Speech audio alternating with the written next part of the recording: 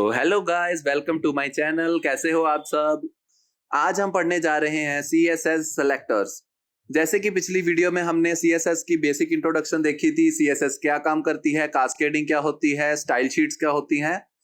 तो इसमें हम उसी को कंटिन्यू करते हुए हम पढ़ेंगे कि CSS सेलेक्टर्स क्या होते हैं। Believe me, CSS selectors are very important to understand, क्योंकि ये ही बेसिक अंडरस्टैंडिंग प्रोवाइड करते हैं, ये ही बताते हैं कि CSS कैसे वर्क करती है for styling an element. So let's get started.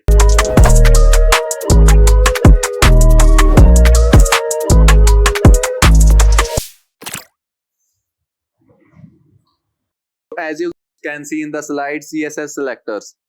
The CSS selectors are used to select the elements you want to style or modify using CSS. Suppose करो आपके पास एक HTML डॉक्यूमेंट है जिसमें एक पैराग्राफ, एक हेडिंग और एक इमेज है। सपोज करो आप अब हेडिंग को ब्लू कलर देना चाहते हो या फिर अपनी मर्जी का कलर कोई भी देख लो, आप वो देना चाहते हो, तो आप कैसे दोगे? Any ideas? अगर आपके पास कोई आइडिया तो कमेंट सेक्शन में जरूर लिखें।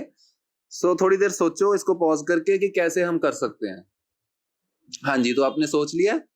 सो the way to do is CSS selector को यूज करके अब हमने जौन से एलिमेंट की प्रॉपर्टी को मॉडिफाई करना है ना, उसको हमें सिलेक्ट करना पड़ेगा।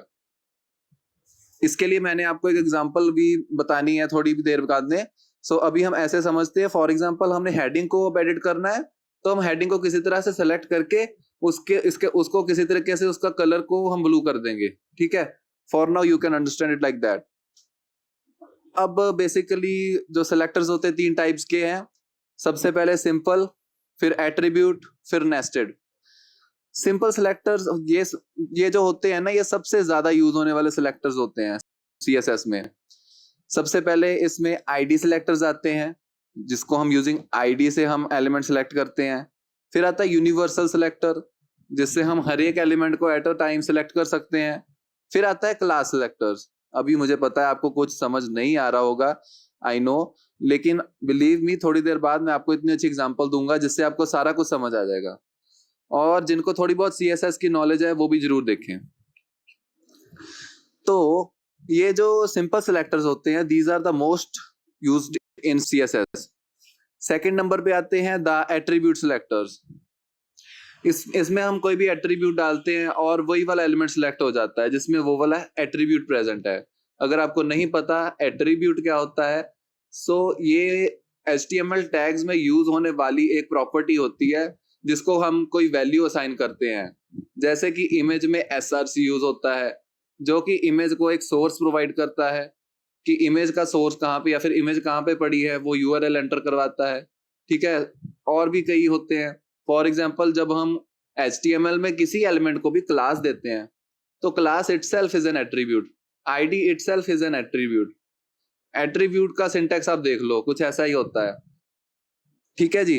नेक्स्ट हमारे पास है नेस्टेड सेलेक्टर्स।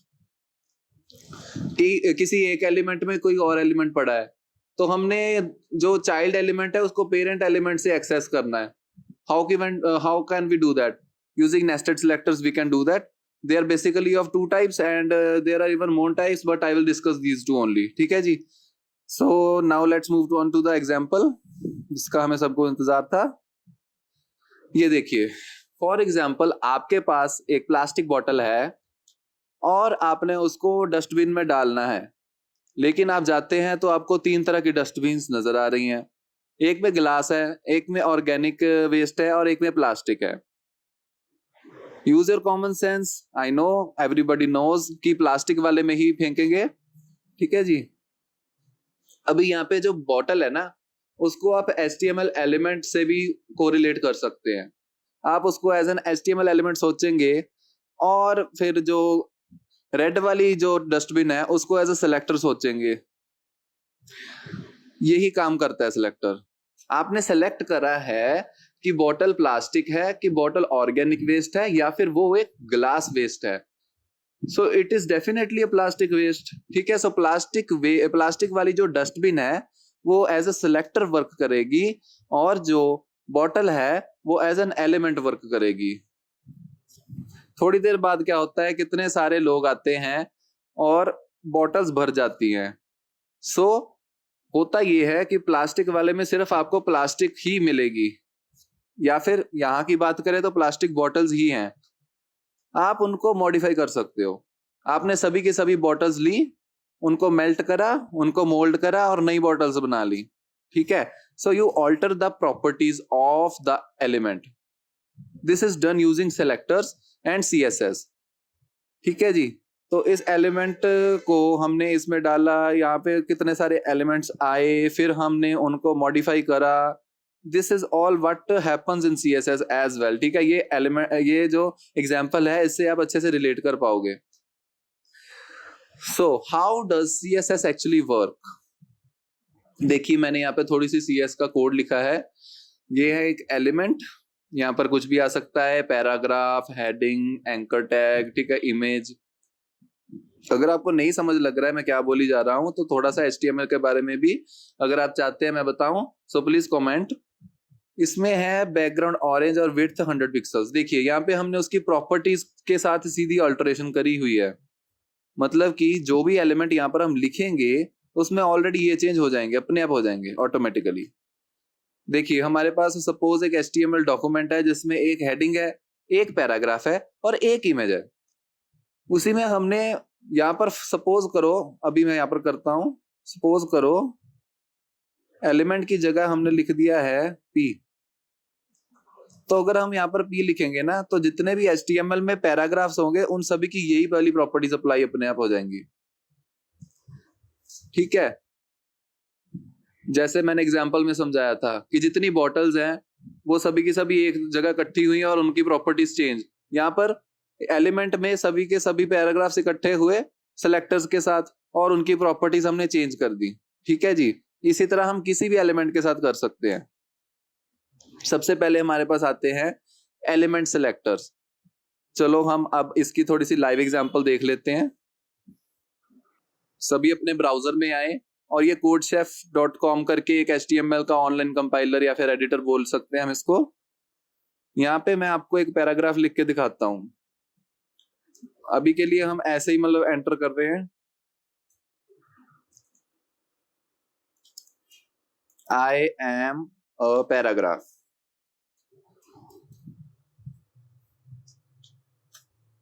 इसके नीचे लेट्स से हमने एक इमेज ऐड करनी है। इसका देखिए ये एक एट्रीब्यूट होता है, दिस इज एन एट्रीब्यूट, एक प्रॉपर्टी और उसकी value. This SRC is a property name और यहाँ पर उसकी value, this is also an attribute, ठीक है जी। वेल अगर आपको पता है सो सॉरी। नाउ अगर हम एक वेबसाइट खोल लेते हैं pexels.com, यहाँ से हम images basically copyright free images हम यहाँ से ले सकते हैं फॉर अवर एनी प्रोजेक्ट, ठीक है। अगर मैं यहाँ पर लिख दूं सीनरी, सो ये देखिए कितनी अच्छी इमेजेस आ गई हैं और आपको कोई कॉपीराइट क्लेम भी नहीं मिलेगा अगर आप इनको यूज करते हो, ठीक है जी।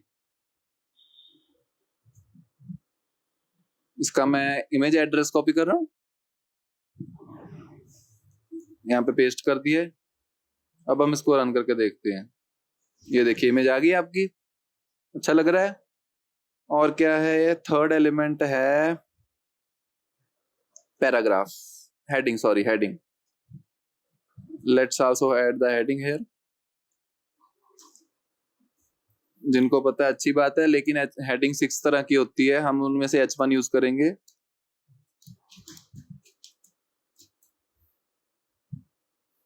ये देखिए हेडिंग आ गई आपकी, ठीक है जी। अब मेरे मन में आया कि मैं हेडिंग का कलर ब्लू कर दूं, बैकग्राउंड कलर। अभी हम style.css में गए, इसका नेम क्या है, हेडिंग का जो टैग नेम है दैट इज H1।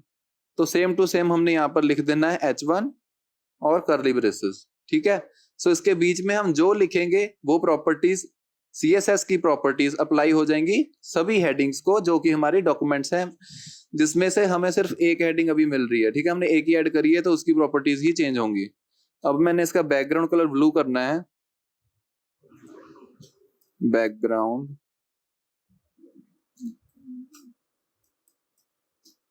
अब इसको रन करके देखेंगे तो ये देखिए इसका बैकग्राउंड कलर ब्लू हो चुका है। अब सपोज मैंने इसका जो कलर है वो भी चेंज करना है, येलो कर लेते हैं। ये देखिए इसका कलर येलो हो गया. So this is what I am saying. ये एक सेलेक्टर की तरह काम कर रहा है, ये वाला जो कोड है यहाँ पर. ठीक है जी. ये सभी H1 हेडिंग्स को सिलेक्ट करके उनमें ये प्रॉपर्टीज अप्लाई कर रहा है. अब फॉर एग्जांपल, वैसे तो एक को डॉक्यूमेंट में एक ही H1 होनी चाहिए, लेकिन अगर मैं दूसरी H1 ऐड करूं और उसमें लिखूं I am also heading,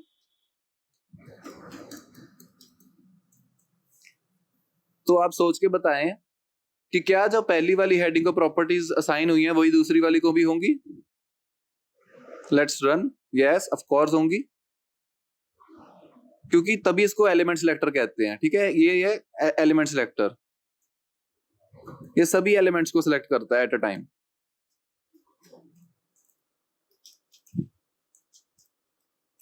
okay, ये मैंने ऊपर एक कमेंट डाला है एलिमेंट सिलेक्टर. अभी फॉर एग्जांपल मुझे लग रहा है कि इमेज ज्यादा ही बड़ी है. आई वांट कि ये वाली जो इमेज है इसका साइज है ना जो वो थोड़ा कम हो जाए.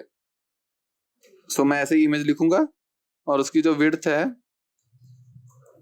उसको अपने हिसाब से सेट करूंगा. फॉर एग्जांपल मैं 400 पिक्सल करना चाह रहा हूं. देखिए अब इमेज की विड्थ अच्छी लग रही है. Element selectors. सो एलिमेंट सिलेक्टर से ये पता लग रहा है कि जितने भी एक टाइप के, एक टैग के जितने भी एलिमेंट्स हमारे डॉक्यूमेंट में प्रेजेंट हैं उन सभी को एक टाइम पे हमने चेंज करना है, तो हम इसका यूज कर सकते हैं using the tag name. Okay, so इसका सिंटेक्स बहुत सिंपल है. सिंपली बस उसका नेम लिखो जिस एलिमेंट को आपने चेंज करना है और उसकी प्रॉपर्टीज. ये सिंपल एलिमेंट सिलेक्टर थे. ठीक है, अब इसके बाद आते हैं ID selectors. Let's move on to ID selectors. अभी हम for styling, for the purpose of styling हम इसको दो चीजें दे सकते हैं, एट्रीब्यूट्स. एक तो हम आईडी देख सकते हैं,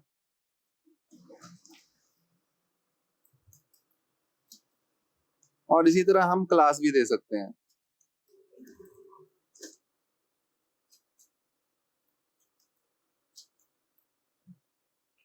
so what is the basic difference between ID and class? दोनों के दोनों हम स्टाइलिंग के लिए यूज करते हैं, लेकिन जो आईडी होती है वो हम किसी एक एलिमेंट को अगर हमने कोई एक आईडी दे दी तो दूसरे एलिमेंट को सेम आईडी नहीं दे सकते हैं. But that's not for the class. ठीक है जी, क्लास में हमने जो एक किसी को दे दी वही हम जिस मर्जी को भी दे सकते हैं. इसको भी मैं दे सकता हूँ माई हेडिंग टू, इसको भी मैं दे सकता हूँ माई हेडिंग टू. ठीक है, दैट्स ओके. लेकिन अगर आपने इसको माई हेडिंग नाम की आईडी एक बार दे दी है, ठीक है, वही आईडी आप इसको दे रहे हो, that is not a good practice. Although it works, but that is not a good practice. ठीक है जी. अभी हमने इसको आईडी दिया माई हेडिंग, अभी इसको हमने क्लास दिया माई हेडिंग टू. अब इसका मैं आपको यूज बता रहा हूं. Why do we do this? अगर मैं इसको कॉपी करता हूं माई हेडिंग को और style.css में आता हूं एंड यहां पर हैशटैग लिखता हूं एक बार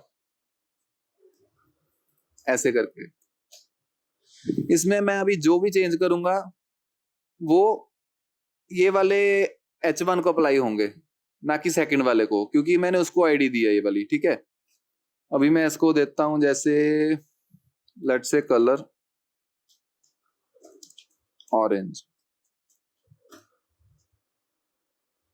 ये देखिए इसको ऑरेंज कलर आ गया. ठीक है जी, इसी तरह हम क्लास के साथ भी कर सकते हैं. यहाँ पर जो क्लास है ये देखिए माई हेडिंग टू की, इसको कॉपी करते हैं और आईडी के लिए हम हैश यूज करते हैं. सिमिलरली क्लास के लिए हम डॉट यूज करते हैं ऐसे करके. इसको अब हम कलर दे सकते हैं लेट्स से पिंक. देखिए इसको पिंक कलर आ गया. ठीक है जी. आई एम सो सॉरी, यहाँ पर मैंने ये सिंटेक्स थोड़ा सा गलत लिखा है. CSS में ऐसे होता है कमेंट.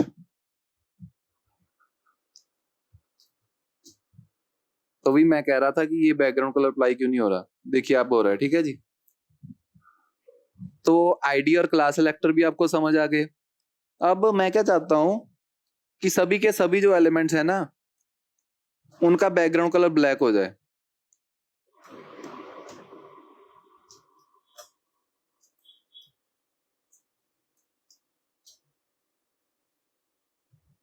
ये कैसे हुआ? This is called the universal selector. मतलब जब आप ये लिख दोगे तो सभी के सभी एलिमेंट सिलेक्ट हो जाएंगे, every element, each and every element in the document. तो ये सभी का बैकग्राउंड कलर ब्लैक कर देगा। अगर मैंने सभी का फॉन्ट साइज फॉर एग्जांपल मैंने बहुत छोटा करना है, लेट्स से 10 पिक्सल करना है, तो हेडिंग्स का भी आप देखना अब चेंज हो जाएगा फॉन्ट साइज। ये देखिए, ठीक है जी। This is the power of universal selector. अभी आपको समझ आ गए सभी ये सिंपल सिलेक्टर्स। अब आ जाते हैं एट्रीब्यूट सिलेक्टर्स पे। सो एट्रीब्यूट सिलेक्टर्स कुछ नहीं है, हमने यहाँ पर जो भी एट्रीब्यूट देना है ना, जैसे ये इमेज है, इसका एक एट्रीब्यूट है SRC और एक है ऑल्ट। लेट्स से हम यहाँ पर ऑल्ट पे भर देते हैं एरर। मैं यहाँ पे एरर क्यों भर रहा हूं वो मैं अभी नहीं बताऊंगा, लेकिन मैं यहाँ पर एरर भर रहा हूं वैसे ही, ठीक है जी।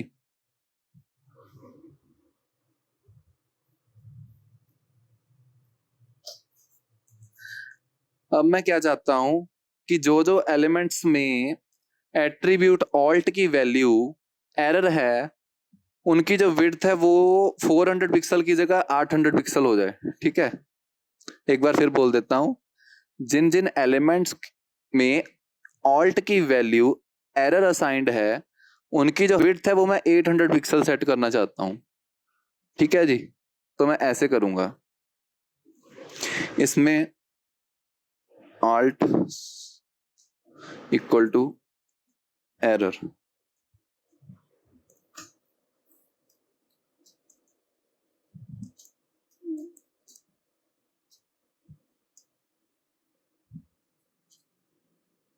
देखिए अब उसकी इमेज पहले से डबल हो गई है, पहले 400 थी अब 800 हो गई है। ये इमेज पे क्यों अप्लाई हो रहा है, क्या आप सोच पा रहे हैं? Because alt equal to error सिर्फ और सिर्फ एक ही एलिमेंट में है जिसका नाम है image, that's why it is getting applied to image only, ठीक है। अगर वैसे मैं यहाँ पर कर दूं, ऑल्दो पैराग्राफ में ऑल्ट नाम की कोई चीज नहीं होती है, लेकिन फॉर योर अंडरस्टैंडिंग अगर मैं यहाँ पर भी एरर कर देता हूं तो यही सेम प्रॉपर्टी पैराग्राफ में भी अप्लाई होगी। हालांकि आपको अभी नजर नहीं आएगा क्योंकि पैराग्राफ तो नजर आ ही नहीं रहा है।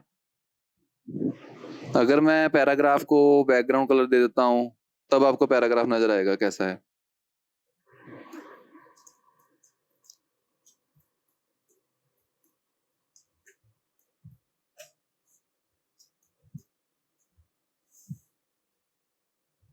ये देखिए पैराग्राफ की भी सेम टू सेम इमेज की तरह हो गई है उसकी जो विड्थ है, ओके।